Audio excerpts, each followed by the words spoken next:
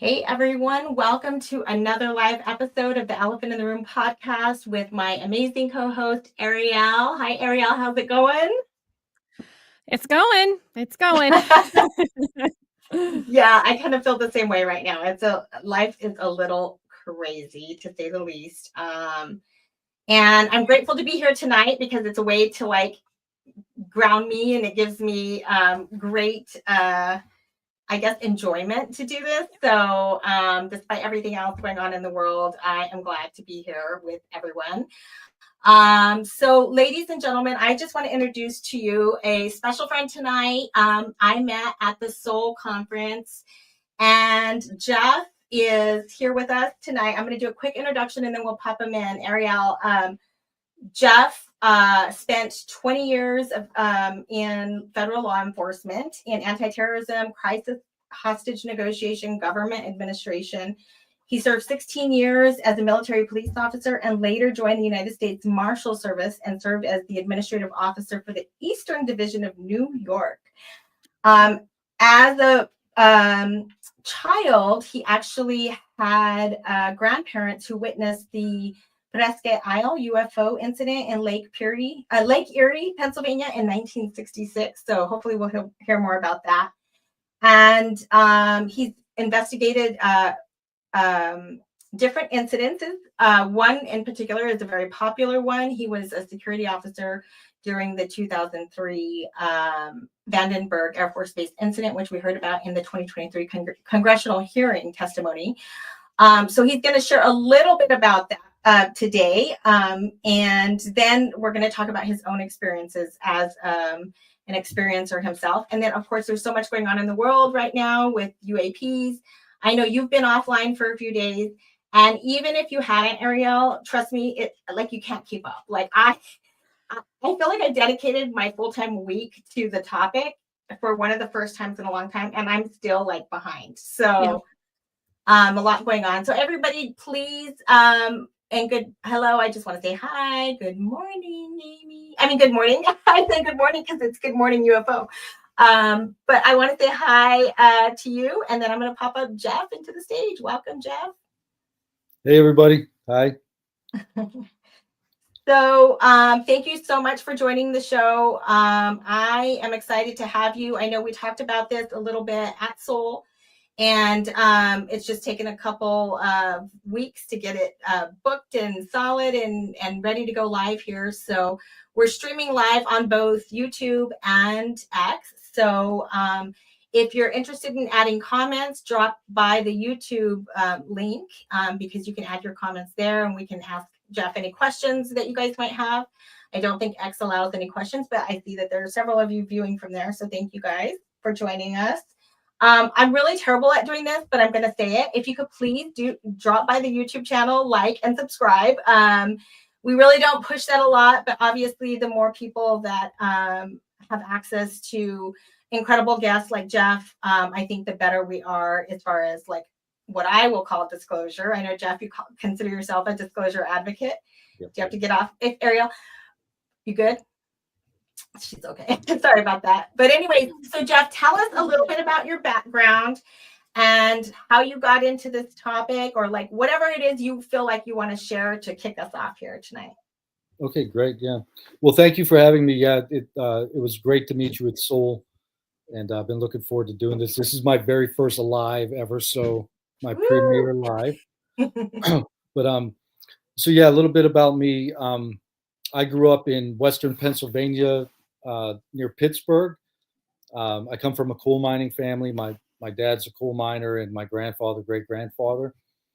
So I grew up in a little coal mining town, and wow. I got into the subject young because my grandparents on my mother's side, they were witnesses to a very famous UFO incident that happened in 1966 at Lake Erie, Pennsylvania, and that's called the Presque Isle UFO incident. And so when I was a kid, my grandmother would tell me this story. Her and my grandfather had gone up to Lake Erie for a fishing trip. They were big fishermen, and they would go up, once a year up to Lake Erie on a fishing trip.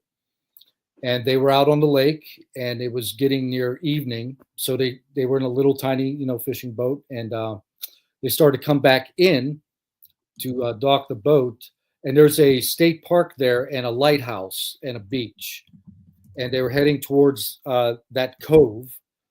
And they saw a saucer-shaped, pentagon-shaped craft. Interesting. Come flying in and land on the beach right near the lighthouse. And they saw it land? They saw it land. This was a landing case with multiple witnesses that were on the ground. And they watched this craft come in and land on the beach. And they were, kind of losing their mind in this little boat. And my grandfather was a World War II combat vet. He was a Navy veteran. He was in all the major battles leading up to the end of the war. He was in the Battle of Sicily and everything leading up to the end. And he was very familiar with aircraft. I have his war diary, and he talks about them being bombed by radio-controlled bombs at the Germans, so brand new technology. So he was very familiar with aircraft and identifying aircraft from his Navy experience, and he had no idea what it was. They got into the shore, and my grandmother immediately wanted to go investigate. She wanted to run towards it, and he refused. So they went back to the hotel, and she woke him up at the crack of dawn and said, "We're going to the beach to look for that thing." And they went, and in the morning there was nothing there, but in the evening there had been a police response. So what had happened, and really that's all my grandparents had seen. They just saw this craft land, but it came out in all the papers later. It was a national story. So this was in all the major press at the time. Oh, wow. Wow. And what had happened was there was a group of teenagers, a young woman and her friend, and like their boyfriends, and they were right there near the lighthouse, and they saw the craft land a few hundred yards away, and their car had gotten stuck in the sand, so they were kind of stuck. And at some point, according to the reports, they saw a large creature, this big, hairy, like Bigfoot creature is kind of how they described it. And it got very close, and the young lady, I forget her name, she panicked and started to honk the horn of the car, and the creature like hit the car and scratched it and left a mark, and then it hit a tree and left some hair fibers. Oh, wow. So they called the police. The police responded, and then they found evidence of the landing. The craft, I guess, had left after they started to honk the horn, if I remember correctly. But the craft had left 8-inch depressions in the ground where the landing gear, it had like tripod landing gear. The tripods. So long story short, yeah, Air Force responded. The FBI was involved, local law enforcement. The local law enforcement at the time said it was credible, that they didn't believe these kids were lying, that something had definitely happened, and something had definitely happened on the beach. Oh, the other thing that my grandmother found that I'm still trying to track down, she said that she had found the parts of the beach had been turned to glass, and she had collected that. Oh my gosh. And I believe that those, if it exists, that she has those in her tackle box. Wow. So she actually passed away while I was deployed during the war in 2001. So we have the tackle box, and I'm eventually going to make the 7 or 8 hour drive out there and pick up the tackle box and see if those fragments are in there. But yeah, it was a big case, but it was blown off by Project Blue Book and the federal investigators, and they said they were just hysterical teenagers trying to get publicity. Wow. So yeah, growing up as a kid, my grandmother would always tell me that story, and my grandfather really wouldn't talk about it. He kind of said it was probably like US Tech and they were testing, or maybe it was a balloon. But yeah, that was a big case. So that got me interested really young. And And then my father actually had, he was a witness to the Kecksburg fireball. I'm not sure if you've ever heard of that. There's Gotcha. another famous case where it happened about 30 miles from where I grew up in Pennsylvania. There was a fireball that came in, like a meteor, that thousands of people saw from Canada, all over the northern U.S., and allegedly crashed in Kecksburg, Pennsylvania. And again, this is in Project Blue Book, I believe. The locals said that there was an object that crashed in the forest.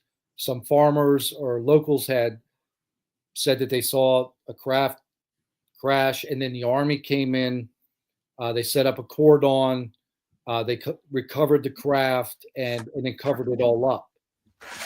Now, my father only saw the fireball, like thousands of other people.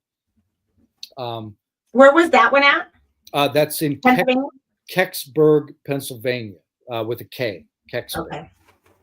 And so growing up, you know, I would hear my grandmother tell me the story. And my grandmother was not the type of person to make up wild tales. She was very cognizant about her character. She, you know, she never left the house without being made up and looking good, and was very worried about, you know, her reputation. Woman of her time. And but she swore to her grave that happened, and my grandfather was with her, and he would acknowledge it, but he wouldn't talk about it. It's really interesting. Did she ever kind of explain why she felt so drawn to wanting to go check it out? Because I mean, you get these people that they just have this, you know, inexplicable feeling of being drawn to it, and then you have other people, kind of like your grandfather, that just kind of want to, you know, shut it out and explain, you know, sort of explain it away. Did she ever kind of talk about more like the psychological aspect of it? Not that I remember, but she was. We were very similar. Her and I were very close, so we had similar personalities. We would run towards things that other people would run away from. Yep. And she was Run very towards curious. the danger. And she was an extremely intuitive person. She would have she had a beautiful garden in her backyard, and like birds would come and land on her, and Oh, I things love like it. that. So she had hummingbirds that would visit and jealous. land on her, and robins, and she was she had a very powerful relationship with animals. And Wow. so, you know, I just think it was her personality and her intuition. Intuition. And she saw something amazing. It was like, I want to go. The curiosity. Yeah. It's the curiosity. Some people just have that, like. Yeah. And my grandfather was more sort of like the mind of an engineer. He was very straight-laced, Materialist, organized. practical. Yeah, and she was more creative and things like that. So that's so interesting. I find that a lot when I not only in my own experiences, but in other people's experiences, as you see that. And that was exactly the question I was going to ask Ariel, which was, what did she explain her, you know, what led her to that? Or did she talk about any other, like, paranormal or ontological or psychological aspects of it to you? No, not really. What you Not really. kind of gathered from your She was hurt a bit that my grandfather kind of shut her down about it. And I didn't actually remember that detail until I talked to my mother about it like a few months ago. We were kind of going over the details, like what my mother remembered compared to what I remembered. And I said, well, you know, Pap wanted to go see it too. And my mother was like, no, your grandfather was like, don't talk about it in public. He would get embarrassed when she brought it up and things. Yep. So, yeah. Interesting. And your dad, the Kecksburg case, what year was that about? I don't remember. I think that was in the late 60s too. So my dad would have been probably in his early 20s. Okay. And he just happened to be outside when it happened. And you know, just everybody saw this meteor come in. And he didn't think anything of it. He thought, oh, wow, this crazy meteor came in. But then it was a big national case. All the media was talking about it. And when I asked him about it, you know, he's like, I don't know I saw the thing, but I don't know about the stories. So. Was he was he your grandmother's son? Was it the same family? No, this was on my grandparents on my mother's the other side. Okay. All right. Interesting. Yeah, that is very interesting. So it's kind of in your blood. Yeah. Yeah.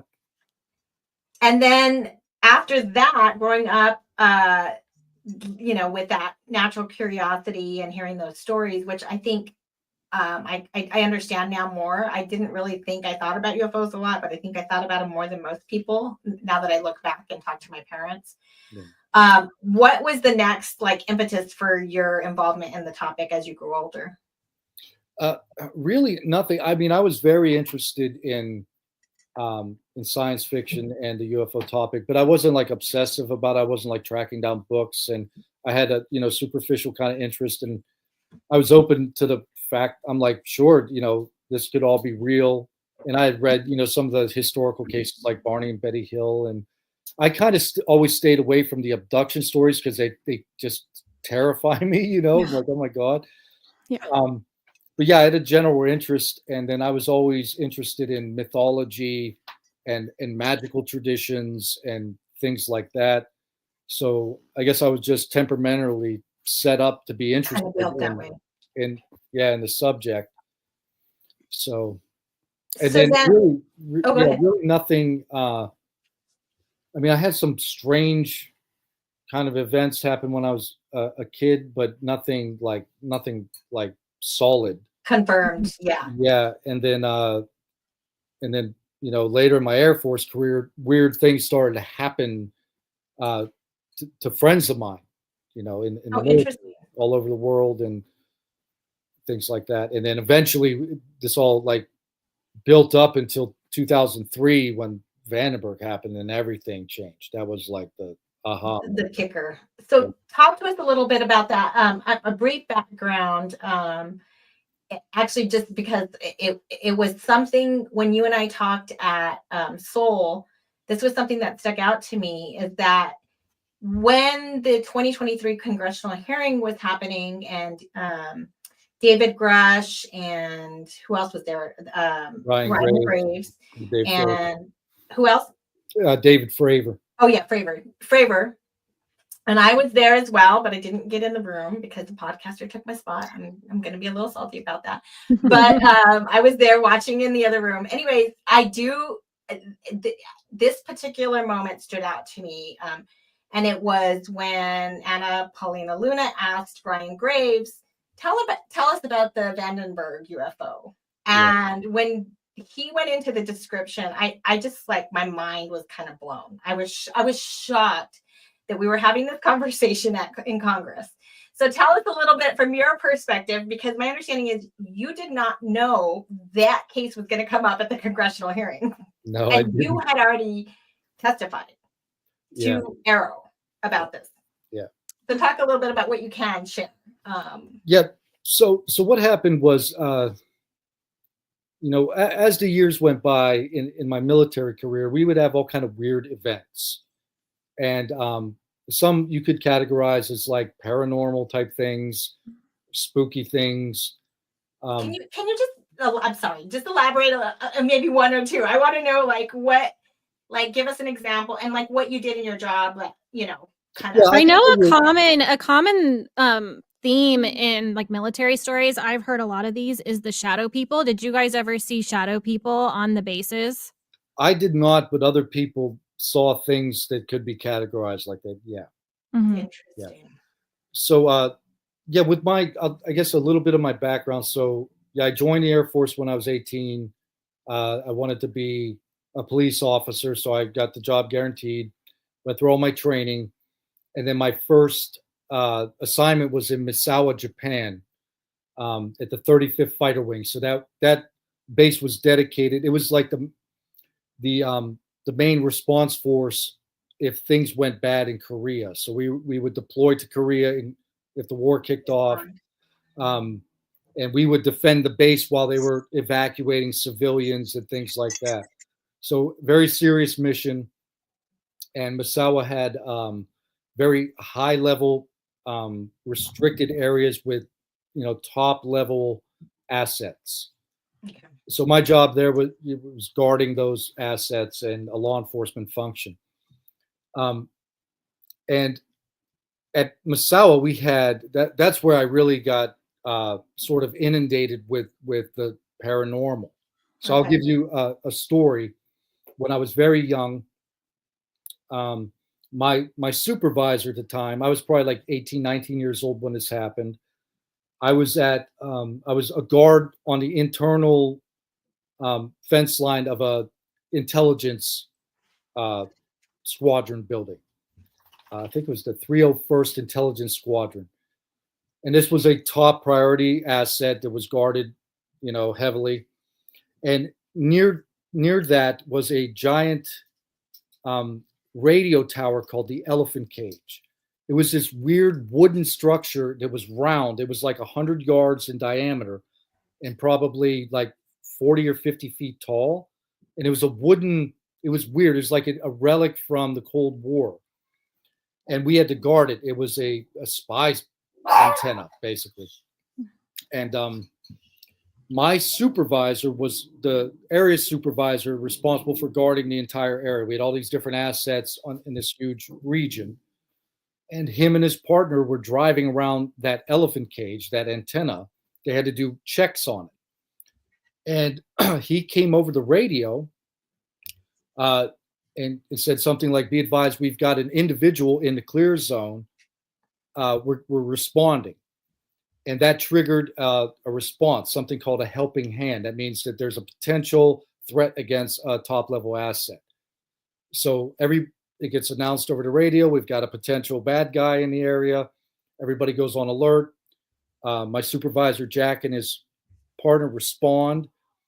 And when they get there, Jack comes over the radio, like saying, like, something's wrong. It's not a person. And then the transmissions start getting very garbled and he's freaking out. And then he's screaming over the radio, "It's a ghost. It's got no legs. It's floating." And then, if I remember correctly, and I'd love to track this guy down, Jack, and a lot of my other friends that I'm still in contact with, we're still friends, remember this very vividly. But the ghost went like up and over their truck. And as this is happening, I'm about like a quarter mile away, standing inside another area, watching the truck through the fence. And I'm watching his truck Sporadically. and I can hear him screaming, and they're freaking out because there's a ghost like attacking their truck. And this is happening like real world. And then I don't remember exactly how it played out, but the ghost went away. And then he came, we terminated the response, and then Jack came up to the entry control point. We all met him, and my boss came up, and he was like a no-nonsense guy. He had come from the missile fields of North Dakota, nuclear security, a guy you do not mess around with, and was like, "What the hell was that, Jack?" And the two people, they swore on their lives that they were not playing a joke, that they saw a ghost, and that was kind of the beginning of it. I'm like, what is going on, Wow. And he was a credible guy. He wasn't gonna, put his career in jeopardy playing a trick. So it kind of began like that. And then I had an event at Massawa in like around 1994. And again, I was an internal guard. So this is when I'm very young. I'm like a one striper. And I'm a close boundary sentry walking around or driving around the inside of the 3rd Space Tracking Site at Massawa. And this is a big area where they have satellites or antennas that can track objects in orbit. Another top priority area that you don't play around. And me and I think there were 3 other people with me, 2 for sure. I remember their names. I remember who they are. And we were in the back of the entry control point having a cigarette. And we were looking into the area. And it's just this big field with these radomes in it, unobstructed view. With and what? Radomes? Radomes. A radome is a big golf ball looking structure, and inside's an antenna. It's called a radome. So a radome field. Okay. And we're looking into the area, just talking. And about 50 feet away or so, I see a blue orb just appear. Boop. like really low to the ground. It's like the size of a basketball. And then it arced through the air and then vanished right before it hit the ground. Like it went like, maybe 30 feet, whoop, and vanished. And like I looked at the two guys I was with and I'm like, dude, did you see that? And they're like, yeah, man, what the hell was that? And we kind of like talked for a moment, like, oh my God. And then we were like, what should we do? And I'm like, we should call it in because they might be messing with us. Like, I don't know what is going on. So I called it in over the radio. And again, it triggers a response because it's a restricted area. Everybody comes swarming in with their guns. We go on alert, sweep the area, nothing going on. And then that same flight chief, that same boss that had talked to Jack, came and talked to me. Oh no. What do you got? What happened? And we told him, I don't know. And when I called it in, I said it might have been a flare. Right. And I remember as soon as that came out of my mouth, my brain was like, not a flare, dude. But you needed to sound rational. Yeah. So your rational mind tries to figure out what is happening. And that's where kind of my X-file began. Because I was taught early on, like if you're involved in an incident, at the end of your shift, go up to the desk, the control center, and ask them for a copy of the blotter. The blotter is a chronological record of everything that happens. And my boss told me, go and get that. That way you have a record. And at the end of the year, I'm going to come to you and say, what did you do this year for your performance report?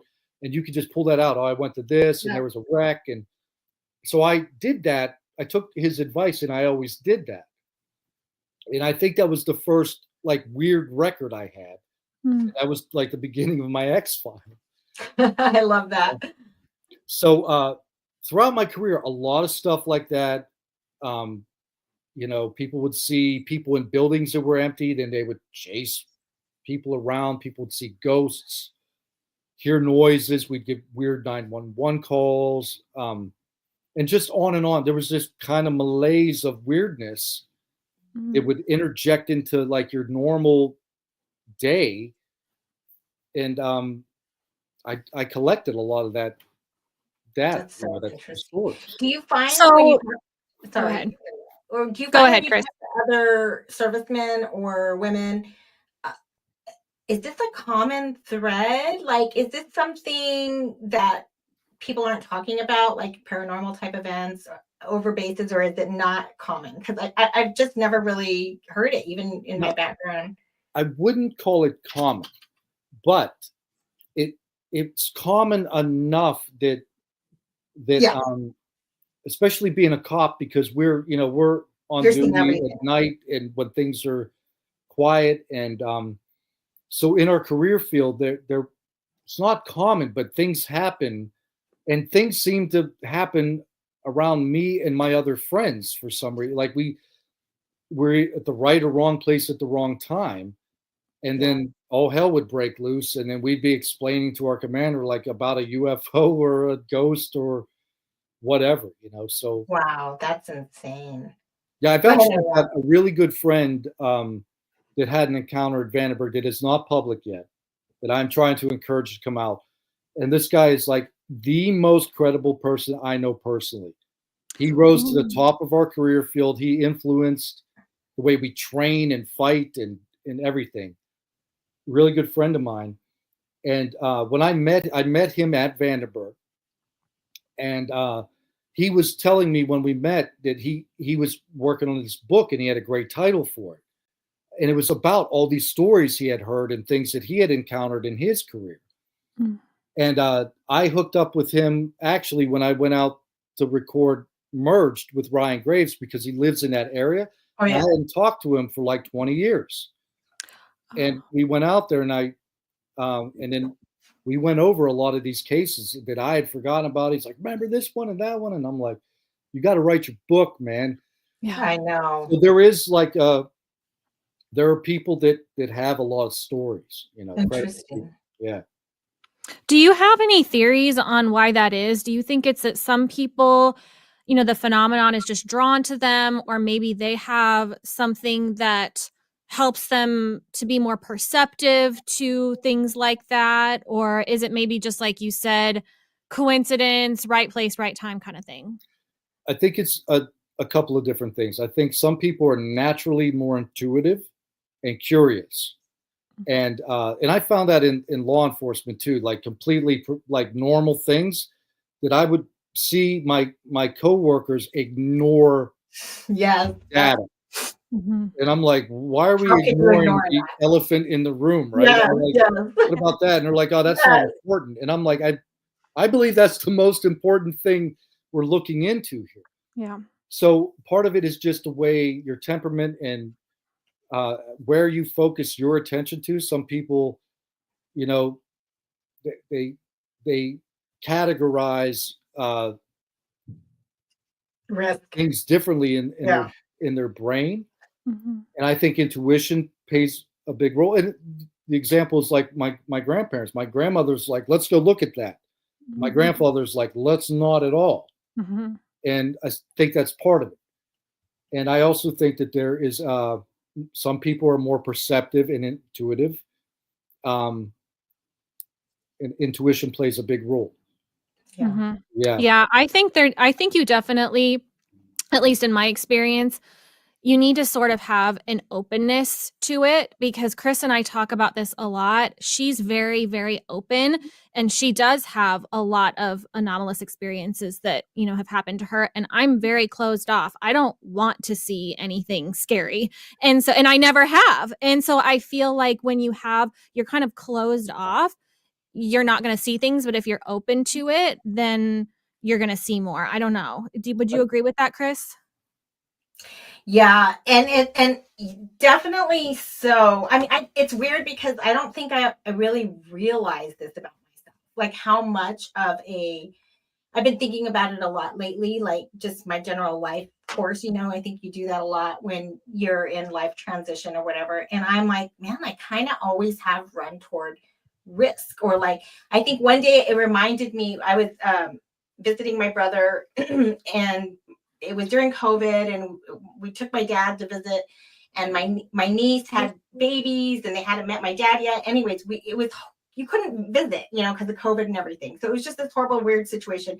But we pulled up to visit her in the car, and just to do it like one of those car drive-by visits. And so she was sitting outside with the babies. And next thing you know, I look up and I see a Rottweiler, like, you know, going towards the kids or the family.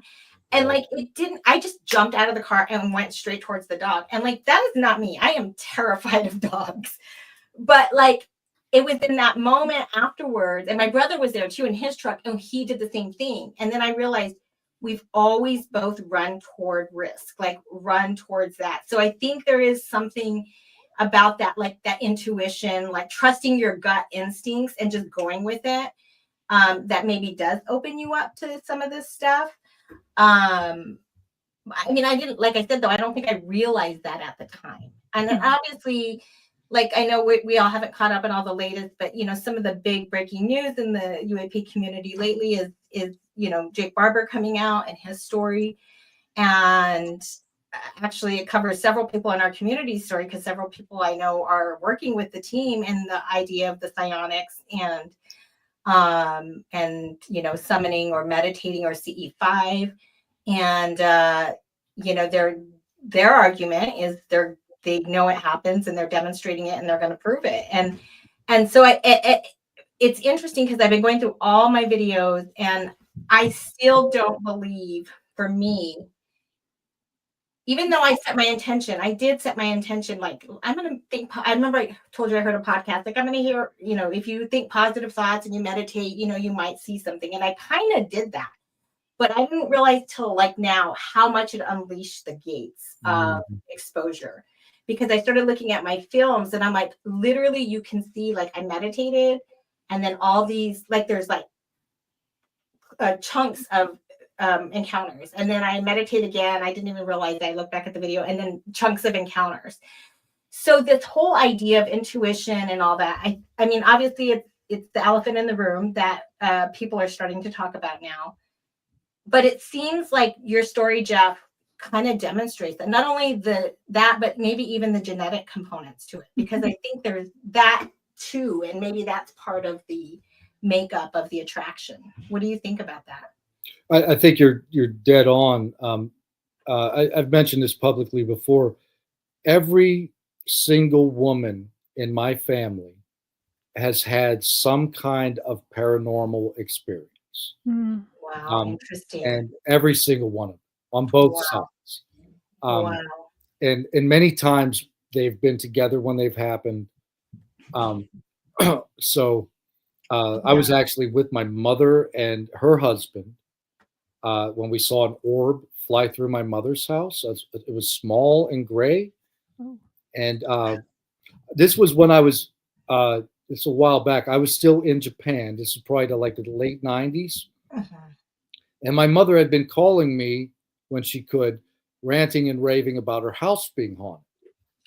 And I was like, she has lost her mind. Because she's telling me like things, she'd come home and things would be missing. Like she had this antique kettle that she used to keep near her fireplace, and it vanished. And she was cleaning one day and she was asking her husband, Steve, where's my thing? And he's like, I don't know. And it got to the point where she started like kind of like accusing family members of stealing. Like, did somebody take it and sell it? And it was like, you've lost your freaking mind. And she kept telling me there's a ghost. She had a name for him. She said it's the guy that built the house. And I'm like, oh my God, she's losing it. And so I came home on leave, and she's telling me all this stuff. And the house did feel creepy to me. It was like, but I'm like, I don't know if that's because she's been telling me it's haunted. Yeah. And I'm freaking, you know. Your well's been poisoned. Yeah, but one night, her and her husband and I were sitting in the kitchen or in the little dining room, looking into her kitchen, and Steve was on my right, looking this way. My mother was on my left, looking that way, and I'm looking directly into the kitchen. And there was kind of a lull in the conversation, and this gray orb, like a tennis ball, floated through the air, and I'm like, what is that? And then it went into the sink, and when it did, all the dishes clinked. And I was like, and I said, Mom, no, I just saw your ghost. And Steve, who is the most closed-minded guy, he's an old coal miner. He doesn't believe in anything. He's like, I thought a goddamn bird flew through the kitchen. And I was like, that was not a bird, dude. And my word. And it was like, well, voila. Even the skeptic out of the corner of his eye saw it. And he's like, dude, it was not a bird. That's insane. You have your own Skinwalker Ranch right there. Yeah, well, she sold that house a while back, but good. But there were other things that would happen. Like I tested her theory before that happened. She had a door that would go down in her basement where her laundry room was, and she told me the ghost is in the basement or in the attic all day, and then he comes out at night when and I'm like, this is ridiculous. Why does a ghost care? Right. At all, right? And she's like, I don't know, Jeff, but the ghost couldn't have the basement door shut. It was always open. So I'm like, let's test it. So I shut the door. The latch works. It's solid, good to go. And then we went out. We went shopping, got groceries. We came home. Nobody's home, just her dogs, and the door's open. I'm like, weird. And then I did that like 2 or 3 times, and we would come back and the door's open. And I'm like, this is weird. And then I'm trying to figure out, is it air pressure? Yeah. Is, there's cooled air down here. I'm trying to be all scientific. And my mom's like, ghost. And then later in the trip, it came floating by, whatever it was, Wow. And that was a big moment for me because I'm like, I have to start opening my mind, because I started out with a very open mind, but as I got older and, law enforcement and all this, your mind closes. You're looking for facts and data. And then I had to be like, okay. So, yeah. I think that's a really, maybe it's a pattern I think I've identified, maybe I'm wrong, but like, just this pattern we go through in life. You're young, you're curious, you're a child, you have so much, obviously your mind's open. And then you just go through this phase, you go through school, and then you just hit life, full on. And literally nothing else matters but survival. In those years, you're raising your kids, you're going to work, and so it's sometimes very hard to give our attention to anything otherworldly. And I think for me, as I got older, it obviously helped. As you age, you kind of reflect more on things like that. So it opens you up to, your childhood curiosity again. So anyway, Jeff, what would you say is the most surprising thing that you have found about this topic in the last couple of years? Like, where do you think, as far as where we're at now, what we're talking about, and when you decided to go to AARO and to give your testimony about some of the things you saw at Vandenberg to where we are now, what is your thought? Yeah, so leading up to the hearing, like a year, I've gone through these cycles in my life where I had all the Vandenberg paperwork and I had my X file and I didn't know what to do with it. And there was nowhere I felt comfortable going to, because all of that was like law enforcement sensitive data. It's got protected information. It's got people's social securities and addresses on it. And I'm like, I don't know what to do with it. And then there's been times where I feel compelled to act. Like I get this I get like kind of wild and I'm like, I need to do something. Yep. I don't know why. Oh my God. Feeling like pushed to act. And then I've gone through that a few times. And then I've kind of reached out to journalists. Like I've written emails to the New York Times a couple of times and no response. And I felt compelled to act. And I was like trying to figure out what to do. Like, what do you do? Yeah.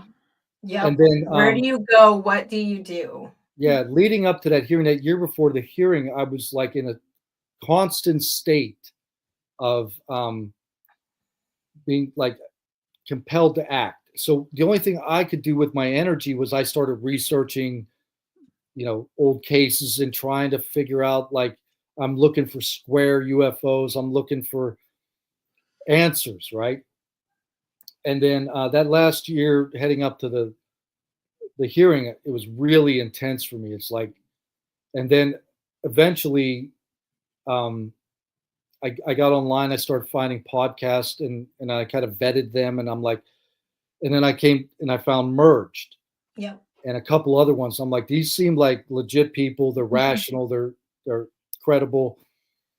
And finally, it got so intense that one night I just got out of bed and wrote Ryan Graves an email, and I'm like, oh my God. Oh my God. And I sent it. I'm like, I don't know what's going to happen. Yeah. And then, like within a week, it was just like, oh my God, I'm right in the middle of everything now. Oh my God. And Ryan got back to me really quickly, and then things. I've never reached out to Ryan of all the people. Like I panic every time I'm going to reach out to someone, but I do that sometimes. Like you do. Ariel's seen some of my messages. I'll just send this random message to somebody. Like, what did I just say? Yeah. Yeah. That's so interesting. Keep going anyway. Sorry. But yeah, the fact that it's all happening in my lifetime, that disclosure is happening, like, to me, my default setting is disclosure is already happened. Hmm. And I felt like that even before 2017, because the New York Times, a lot of people don't know about this, and I've put it out a few times, and my friend Merrick von Redenkamp put it out a couple months ago. The New York Times, I think it was 1975, had an expose, and they blew the whistle on all of this back then. And they had a multi-page thing. They were talking about all the UFO incursions that happened up in New England. And to me, it was the same story. It was the Air Force cops on the ground with UFOs 100 feet over them, screaming on the radio, and F-16 or F-4s chasing them around. And those incursions that happened back then, are very similar to what's happening with these drones now. Yeah. Because they characterize them as helicopters. But then they would stop making helicopter noise and the lights would go out and then they were silent and then they were UFOs. So Wow. history is repeating, right? Yeah. So that's the biggest thing for me. Like right now, the way things are unfolding, the patterns are becoming obvious, right? And this drone thing is a pattern. Yeah. And I think Ryan Graves talked about this recently, where they've got data showing that these drone things happened over the last 5 years. They just didn't happen in New Jersey. Right. They were out in Oklahoma. It's the same pattern. Langley, yeah. Yeah, and Langley and on and on and on, and Japan. And so, and the other big thing for me right now is I've seen some really high definition wild video that anybody can look at online, where these UFO that are at high altitude, when they really do the analysis, they look biological. They look organic. They look like things that should be in the ocean. They're morphing and they're changing, and they're like there's things coming out of them and going in. It's like hatching. Yep. And I've got another really good friend. His name is Scott Guerin. He's a legendary Air Force Special Operations guy. He's like one of the baddest dudes that's ever lived. And he had an encounter in 2019 in Florida where broad daylight, he was just in a hotel, looked out at his balcony window and he saw a light. And, you know, he was doing push-ups and got done and he's like still there hovering. And he's the guy would know, he knows aircraft and helicopters, right? And he finally pulled out a camera and zoomed in, and he's got video and really high quality photos. And the thing he captured sometimes it looks like a craft, other times it looks like something that should be in the ocean. And it's creepy. Yeah.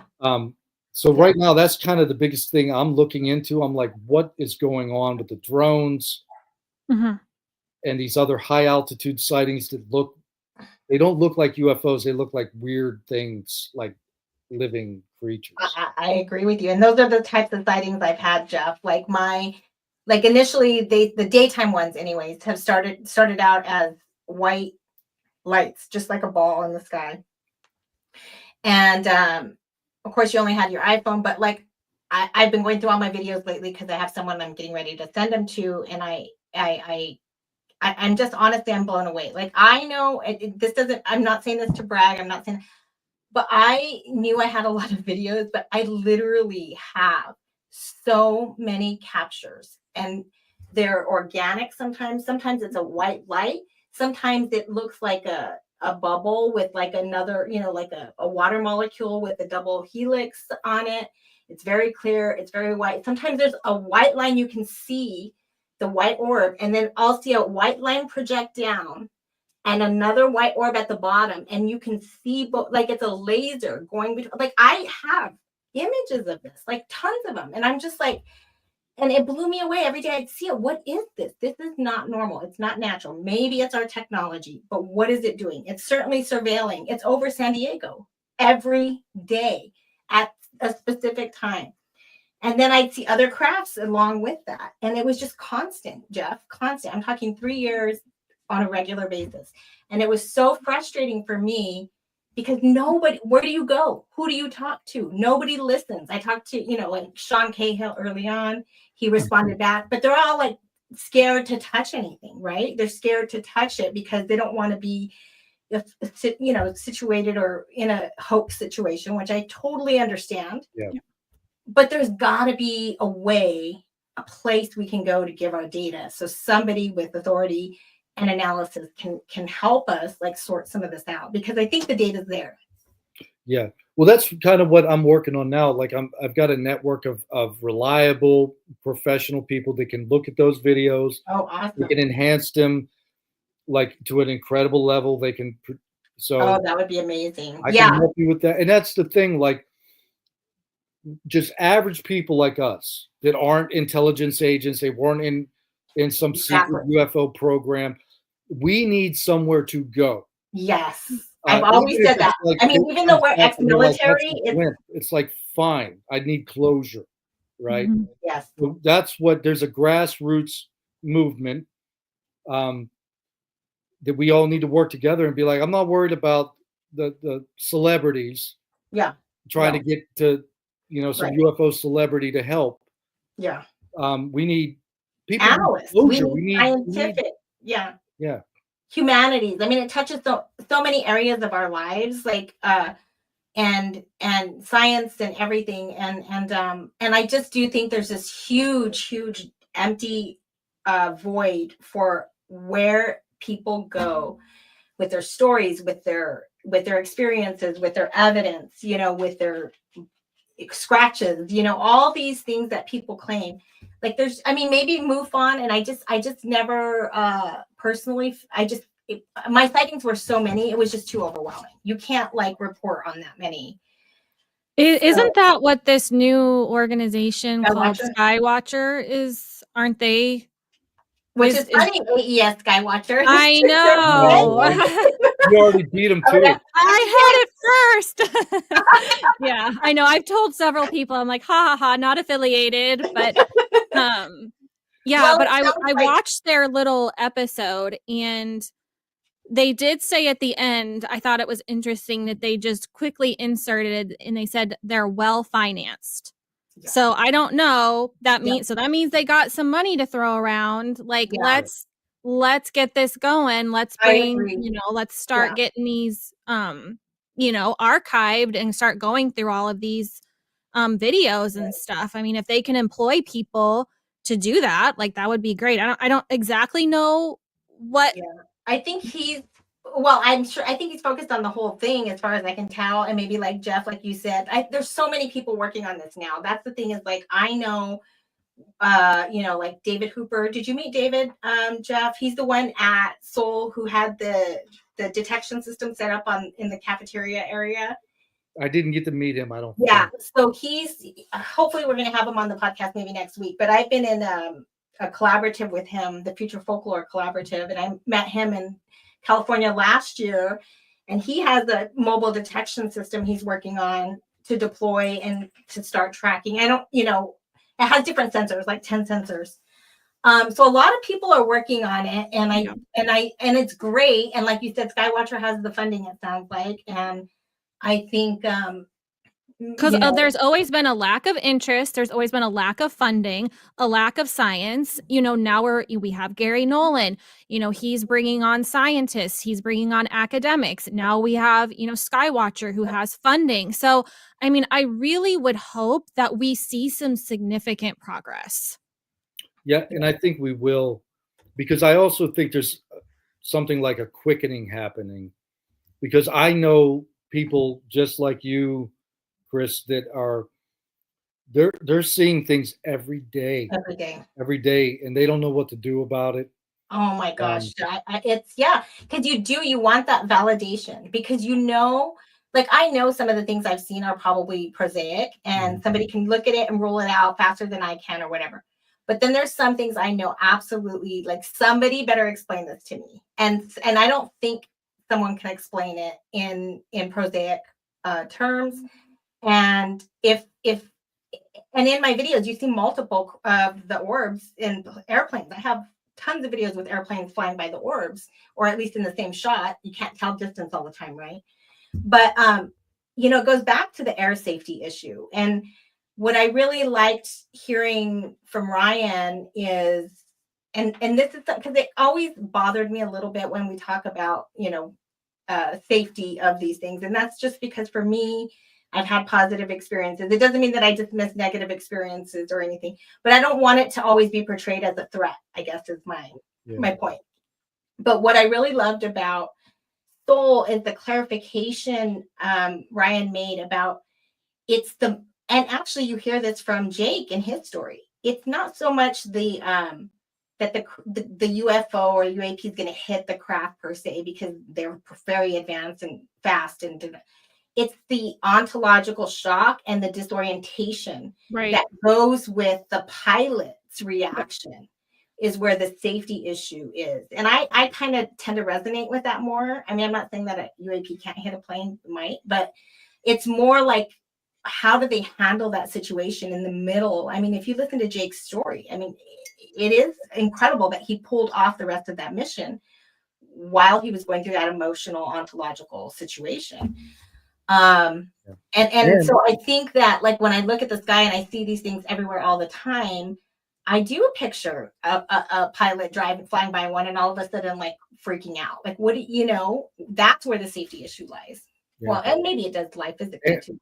And you know, a whistleblower came to Americans for Safe Aerospace and disclosed that aircraft over Long Island got hit by a solid metal object that blew its engine up, and it had to emergency land. I don't know. Oh, and they went forward like they felt that it was a whistleblower issue or like a safety issue. Well, I don't know if whistleblower is the right categorization, right. But the FAA did not disclose that it was a mid-air collision, which they're required to do. They have to let the public know if there's been an aircraft accident. They categorized it as an incident. Oh, yeah. An incident's like, okay, I had some mechanical problems or weather issues, or an accident is something hit your aircraft, and that's what happened. You know, you're right. So they categorized it as an incident and did not disclose it. Very upset with the FAA at the moment. Oh, yes. I think I can imagine. And you know, you're right, because I did hear a story recently I posted on. There's been multiple drone incidents here in Arizona by me where the Air Force does its training. I don't know where they train out here on a field. It's only for Air Force, training.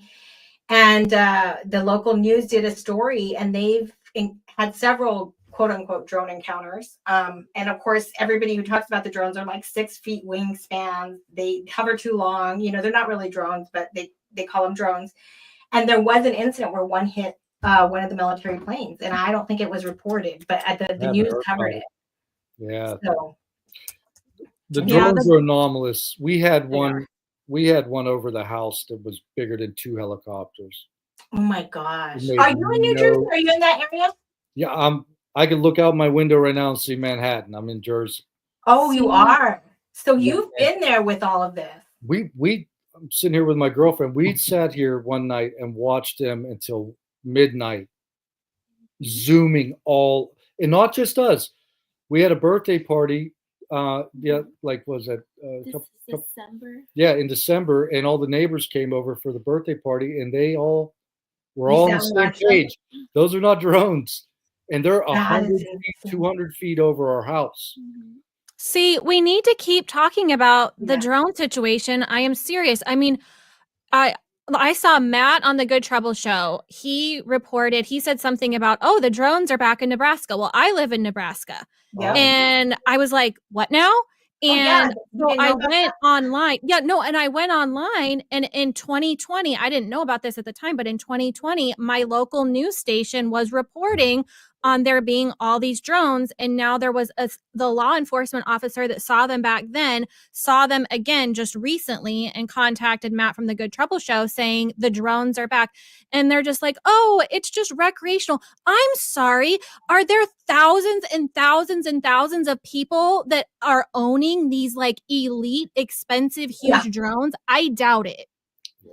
And also, if they're so huge, they're like the size of aircraft, what are they doing flying in our neighborhood? And why would we be sending? I don't want you researching my neighborhood. Like, I do not think that's okay. That is not okay. So if that's the real answer, it's the wrong answer. And even if they were completely prosaic, they were literally drones, and we're all like, oh my God, they're loud. Don't fly over my house. Exactly what Nobody gave you permission to fly over my neighborhood, my school, my church, my house, my car. Yeah, exactly. Because things break and they crash. Yeah.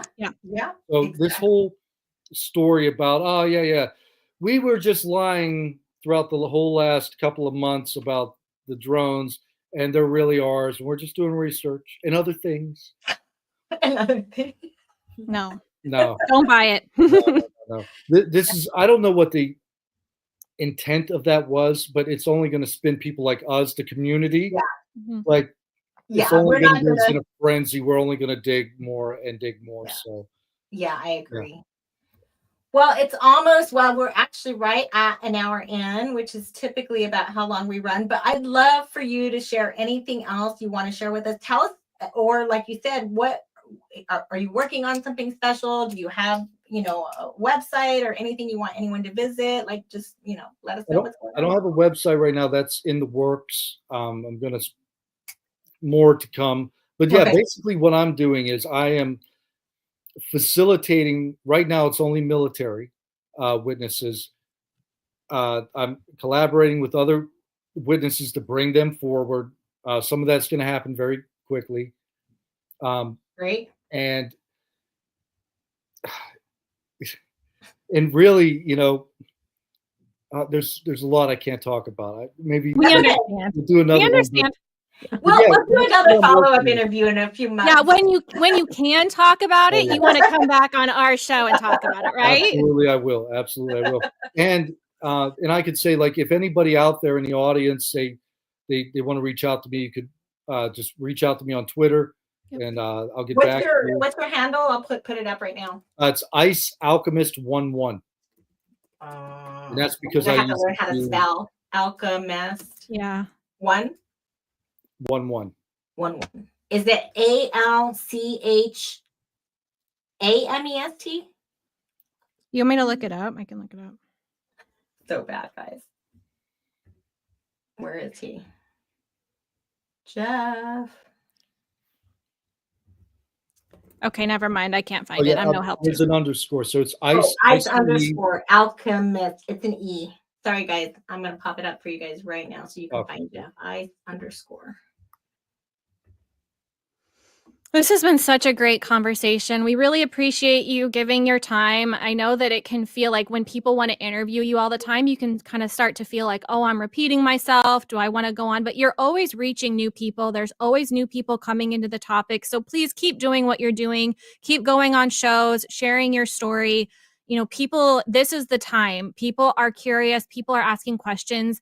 And we really need to hear from more people like you who are just very credible and who are willing to share their story. So we really appreciate it. Yay. Thank you, And Jeff. I appreciate what you guys are doing so much. You guys are really like the frontline soldiers in this battle that we're in for history. Really, It is. we're in the battle for history being made, and we're living in extraordinary times.